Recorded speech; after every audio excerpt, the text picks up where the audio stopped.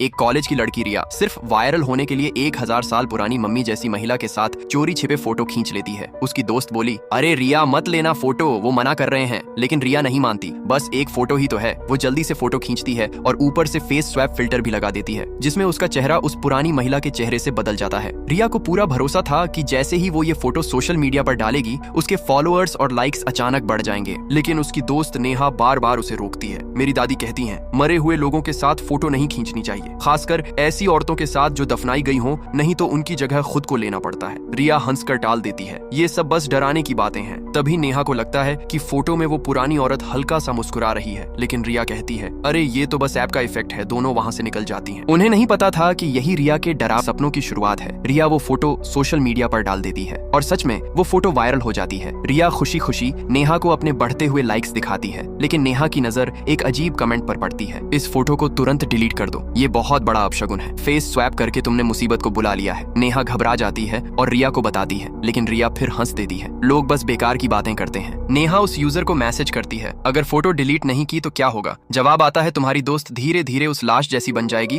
और असली लाश गायब हो जाएगी। इसके बाद अजीब चीजें शुरू हो जाती हैं। रिया तेजी से कमजोर होने लगती है। 1 महीने में उसका वजन बहुत घट जाता है। उसका चेहरा पीला और बेजान हो जाता है। लेकिन रिया खुद को पहले से ज्यादा खूबसूरत समझने लगती है। नेहा एक दिन देखती है कि रिया के चेहरे पर एक काला दाग है, ठीक उसी जगह जहां उस मम्मी के चेहरे पर था। अब नेहा डर जाती है। वो फिर उस यूजर से संपर्क करती है और जवाब मिलता है, ये तो बस शुरुआत है, 5 दिनों में सब खत्म हो जाएगा। नेहा बार बार रिया को फोटो डिलीट करने के लिए कहती है, लेकिन अब रिया को नाम और फेम का नशा चढ़ चुका था। वो कॉलेज की चीयर लीडर टीम में भी सिलेक्ट हो जाती है और अब उसे लगता है कि नेहा उससे जल रही है। रिया लड़कों से महंगे गिफ्ट लेने लगती है, यहाँ तक कि वो उनसे महंगे ब्रांडेड बैग तक मांगती है। नेहा उसे समझाती है, जो चीजें अपनी नहीं होती उनका कीमत बहुत भारी होती है, लेकिन रिया कुछ नहीं सुनती। एक दिन अचानक रिया के बाल झड़ने लगते हैं। उसके बाल सूखे और पीले होकर बिल्कुल मरे हुए बाल जैसे दिखते हैं। रात में वो अजीब हरकतें करने लगती है। उसे बहुत ज्यादा भूख लगती है और वो बार बार कुछ खाने की बात करती है। नेहा फिर उस यूजर से बात करती है और उसे पता चलता है रिया अब पूरी तरह उस औरत के कब्जे में है। सिर्फ एक ही रास्ता था, किसी तांत्रिक या गुरु की मदद लेना।